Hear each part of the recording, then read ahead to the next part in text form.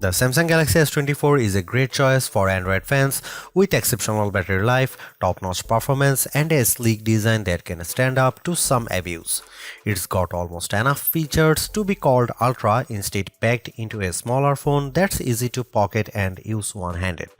It has all the new Galaxy AI and Google Circle to search features as well as Samsung's aging and overcomplicated software.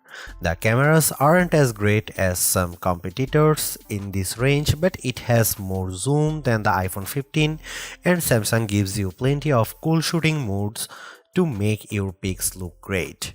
With a promising of 7 years of Android updates, this could be the best affordable Galaxy S phone Samsung has offered in quite a while. If you think the Galaxy S24 is basic compared to the mighty Galaxy S24 Ultra, think again. The smaller Galaxy S24 is a super-powered marvel with all the processing power of Samsung's best phone, packed into a much smaller design that is easier to fit into a fashionable pocket. What can you do with this much power in such a small phone? You can use the new AI tools from Samsung and Google, including the cool Circle to Search that easily answers the question, "Hey, what's that?" Whether you are looking at a web page, a YouTube video, or even a photo you just took. You also get the Samsung Galaxy AI translation that work like magic, changing your words into a foreign tongue and letting you understand somebody across the language barrier. You can also play games, obviously, and the Galaxy S24 is a gaming powerhouse made better by its take-anywhere size. This phone easily beats the iPhone 15 in inside-by-inside gaming tests, and it approaches pro power in terms of processing and productivity. It can even run Samsung DeX, the desktop environment that makes your phone work like a real computer when you plug in a keyboard, monitor, and mouse. While Apple screams on the CPU in its iPhone 15 and 15 Plus, giving those phones last year's processor, Samsung endows every Galaxy S24 phones with the same Qualcomm Snapdragon 8 Gen 3 chipset, at least in the US. Elsewhere, this phone and the Galaxy S24 Plus might use the Samsung Semiconductor Exynos 2400 chipset, and we'll be testing that model shortly, but we expect performance will be similar no matter where you buy the S24 and S24 Plus. The result is a phone that not only runs fast but also runs a long time, as we have seen great battery performance from phones with the latest Snapdragon on board. In battery life, the Galaxy S24 easily beats competitors at this size and price, lasting hours longer than the iPhone 15 or Pixel 8. The Galaxy S24 has a display that can crank out terrific brightness, so it isn't brightest or the sharpest display you will find.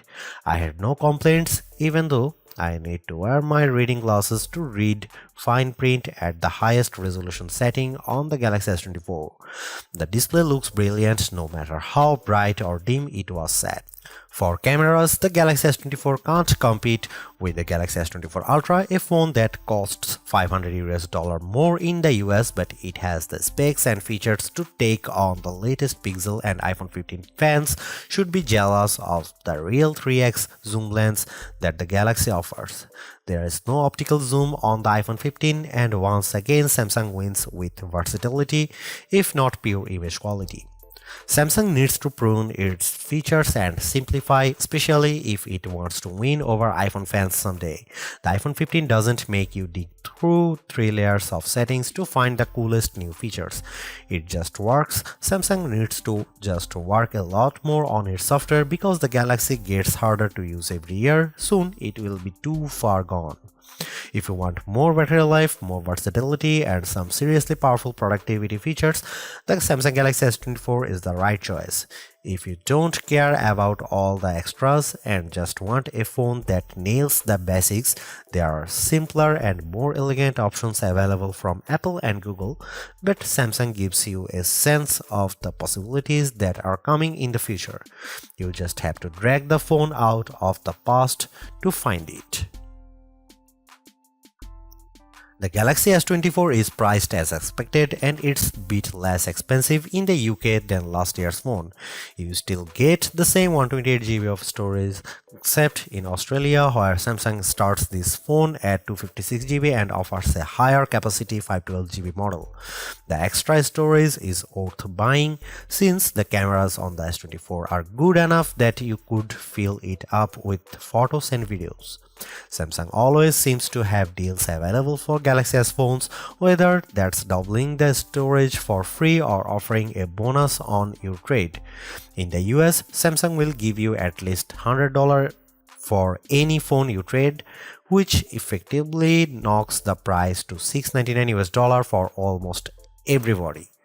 At that price, the Galaxy S24 is a bit cheaper than the Apple's iPhone 15 and closer to the Google Pixel 8 or OnePlus 12 with a similar trade offer.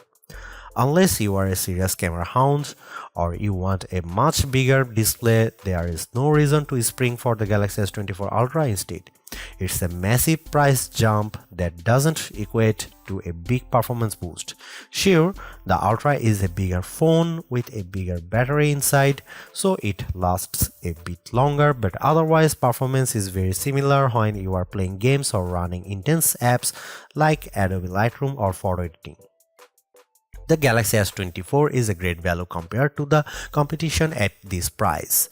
It's far more powerful than the Google Pixel 8, and though both phones come with a promise of 7 years of Android updates, it's easier to envision the Galaxy S24 lasting until 2031, while I can't imagine a Pixel 8 that's capable of anything in 7 years.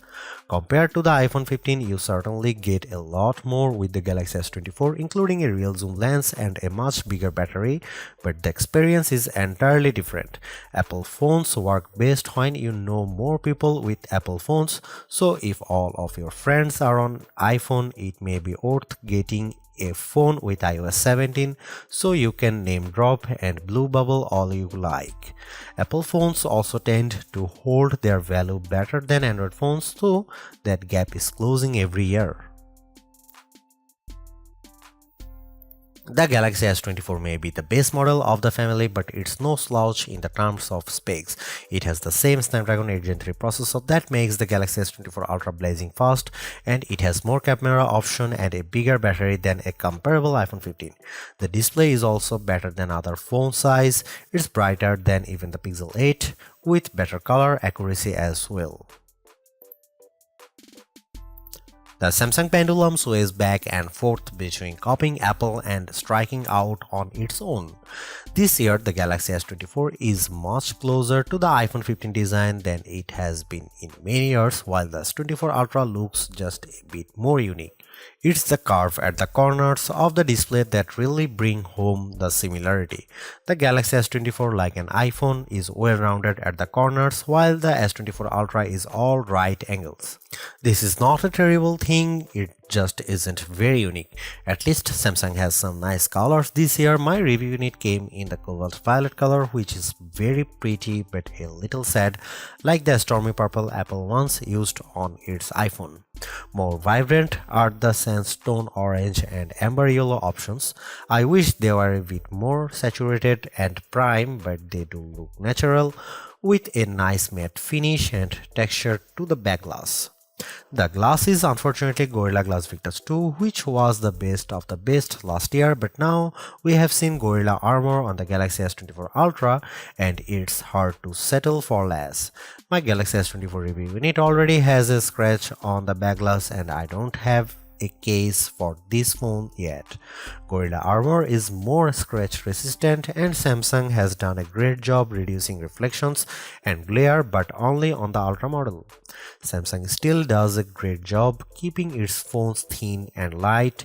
This is no Ultra, and if you want a phone you can use with one hand, the Galaxy S24 is a great option. It's thinner than the iPhone or Google Pixel, and it's also the lightest of the bunch. Usually, a lighter phone means less battery inside, but the Galaxy S24 beats all competitors for battery life, so it's not a concern. Samsung is a perennial favorite when it comes to smartphone displays, and the Galaxy S24 is no disappointment, but it also isn't the clear winner in any aspect. I enjoyed reading web pages, playing games, and editing photos on the smaller screen, and even small text was legible and sharp.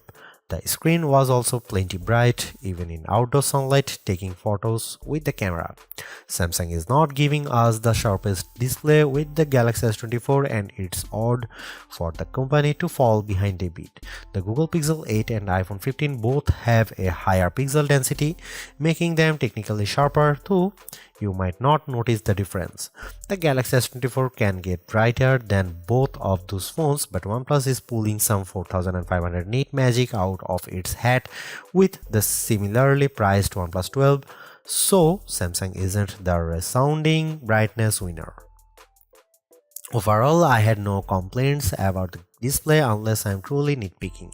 In our official lab tests, the Galaxy S24 had a wider color gamut than any competitor. Samsung is still sticky about Dolby Vision HDR support, which is what Netflix favors, but HDR10 Plus content look great, and you can find that on every other major streamer. While I like carrying a smaller phone, the 6-inch display on the Galaxy S24 isn't quite big enough to hold all of Samsung's features. The H panel is turned on by default, and it takes up so much room on the side of the phone that it was easy to swipe it open accidentally when I just wanted to use a back swipe gesture. The quick panel also became more complex, and this makes it harder to read and use on the smaller Galaxy S24 display than it was on larger Samsung screens. Overall, more software simplicity would help show off that screen instead of bogging it down with icons and menu clutter.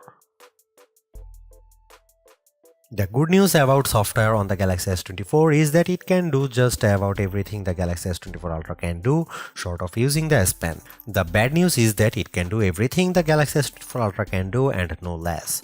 Every bit of complexity often designed for the largest smartphone display possible is still present in the Galaxy S24. It's a mess. The Galaxy S24 is super powered, there is no doubt. There are big software features like Samsung DeX, which gives you a Chromebook-like interface when you plug your phone into an external monitor. There are also fine, granular controls over everything from battery and power management to Wi-Fi and networking to screen response and menus too. Well, everything. There is no end to what you can do with the Galaxy S24, and it is easy to get very lost. Samsung needs to simplify. There are too many features that are impossible to find, like wireless power sharing, which should let me charge my earbuds by setting the case on top of my Galaxy S24. Unfortunately, I can't find the button to make this happen, not without a treasure map and a pickaxe. The software problems are starting to feel like laziness. In setting up my Galaxy S24, I was excited when my older Samsung phone found the new S24 quickly and offered to transfer all of my stuff. This process quickly failed without warning, and I had to repeat it. After it failed the second time, I was asked on another screen to use Samsung Smart Switch, which somehow worked.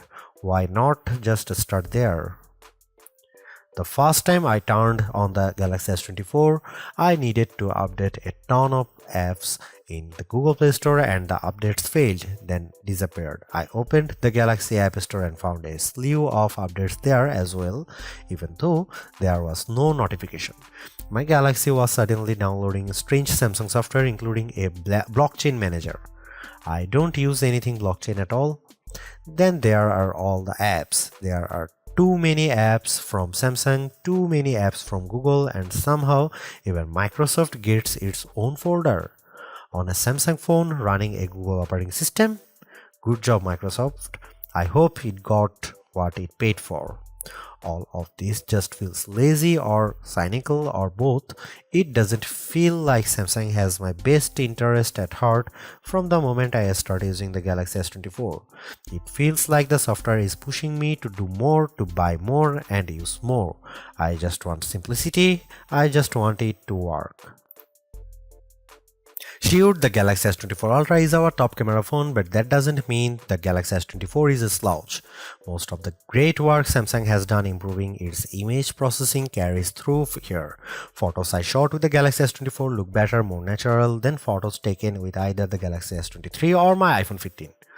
You also get a real zoom lens with the Galaxy S24 and it helps a great deal. Having a real 3x zoom brings you closer to the field on the stage even if the zoom lens is paired to a awfully small sensor that produces images with more noise and blur than I'd like. No matter, neither the Pixel 8 nor the iPhone 15 has optical zoom around back, and real zoom is always better than digital zoom, all things being equal. You might occasionally get better shots from the main camera on the iPhone 15 and the Google Pixel 8 does a better job with low light images, but the Samsung Galaxy S24 is much more versatile.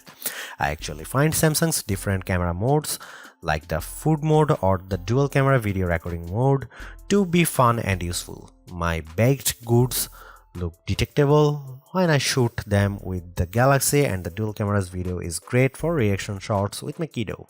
Samsung also brings a bunch of AI tricks into the camera, both in the camera app and Samsung's image gallery. I wish there weren't two photo apps including Google Photos, but here we are. Unlike the Pixel, which gives you AI editing in Google Photos, Samsung keeps its Magic Editor software in the gallery. With Magic Editor, you can resize an object in your photo and move it around.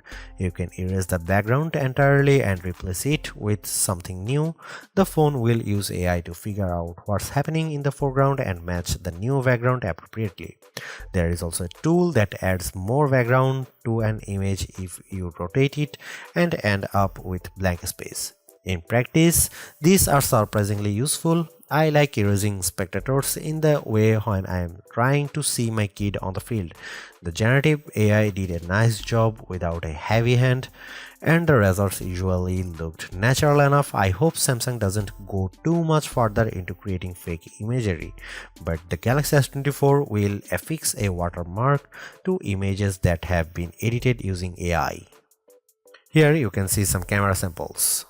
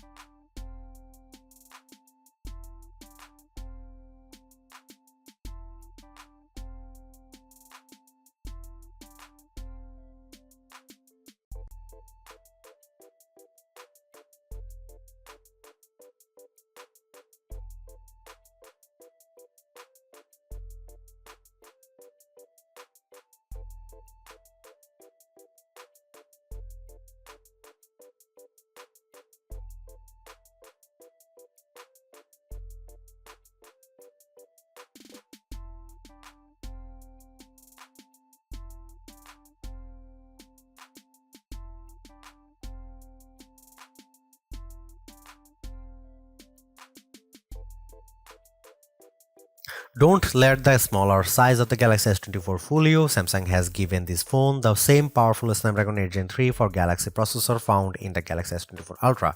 It's even overclocked a bit compared to the same processor in competitors' phones like the OnePlus 12, so it will outperform any other Android you will find and any iPhone 15 that isn't a Pro model. What can you do with that performance? You can play games like Call of Duty Mobile at the highest settings and still hit 60 FPS. You can run Adobe Lightroom and watch your photo edit happens in real time as you move the sliders. You can run Samsung DeX and open multiple windows on your monitor simultaneously. There's a ton of power packed into this phone. The only time I saw a real delay was when I used the new Google and Galaxy AI features. Holding down the home button to activate Google Circle to search took a few moments. In fact, I wasn't sure the feature was actually working at first because I wasn't patient enough waiting for it to start.